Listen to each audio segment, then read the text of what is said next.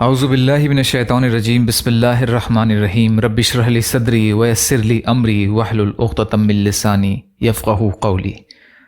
جب دنیا ریزہ ریزہ ہو جائے گی، قیامت کی چھوٹی اور بڑی نشانیوں کے بارے میں علامات کبریٰ، قیامت کی بڑی نشانیاں۔ حضرت حذیفہ بن اسید غفاری رضی اللہ تعالیٰ عنہ بیان کرتے ہیں کہ رسول اللہ صلی اللہ علیہ وسلم نے فرمایا، 10 نشانیاں ظاہر ہونے تک قیامت قائم نہیں ہوگی: دھواں، دجال، جانور کا نکلنا اور سورج کا مغرب سے طلوع ہونا۔ الحدیث۔ حضرت ابو ہریرہ رضی اللہ تعالی عنہ بیان کرتے ہیں کہ رسول اللہ صلی اللہ علیہ وسلم نے فرمایا، 3 چیزیں جب ظاہر ہو جائیں گی تو کسی ایسے شخص کا ایمان لانا اسے فائدہ نہ دے گا جو پہلے سے ایمان نہ لایا ہوگا: سورج کا مغرب سے طلوع ہونا، دجال کا نکلنا اور زمین سے ایک بڑے جانور کا نکلنا۔ یہ روایتیں صحیح مسلم کی ہیں۔ حضرت عمران بن حسین رضی اللہ تعالیٰ عنہ بیان کرتے ہیں کہ رسول اللہ صلی اللہ علیہ وسلم نے فرمایا، آدم علیہ السلام کی تخلیق سے لے کر قیامت تک دجال سے بڑی کوئی مخلوق نہیں۔ اور ایک روایت میں کہ الفاظ ہیں کہ دجال سے بڑی کوئی مصیبت نہیں۔ حضرت عبداللہ بن عمر رضی اللہ تعالیٰ عنہ کہتے ہیں کہ رسول اللہ صلی اللہ علیہ وسلم ایک روز لوگوں سے خطاب کرنے کے لیے کھڑے ہوئے۔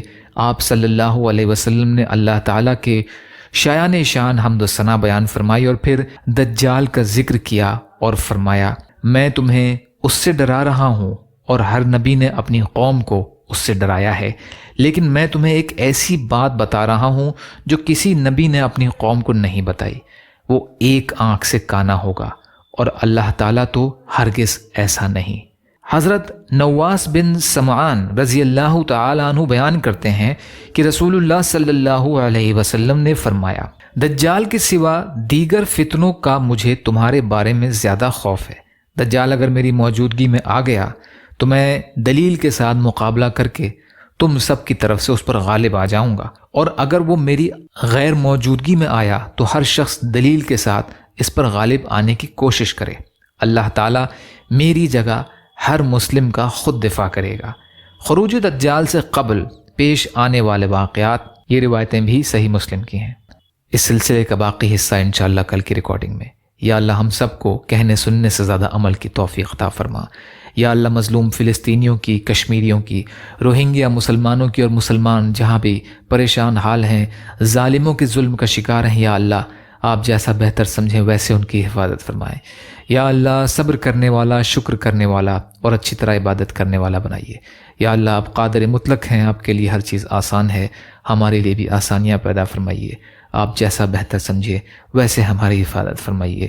ربنا تقبل منا انک انت السمیع العلیم وتب علینا انک انت التواب الرحیم برحمتک یا ارحم الراحمین۔ لا الہ الا اللہ محمد رسول اللہ۔ السلام علیکم۔